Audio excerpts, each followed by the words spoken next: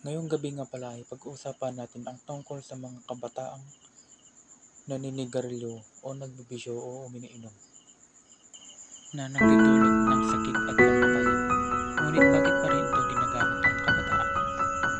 Ang kabataan ang pag-asa ng bayan, ngunit ang paggamit ng sigarilyo ay sumisira sa kanilang kinabukasan. Ayon sa DOH, isa sa mga kabataan ang gumagamit ng sigarilyo. Ang mga kabataan ay nahihikayat sa paggamit ng sigarilyo dahil sa peer pressure, stress at curiosity.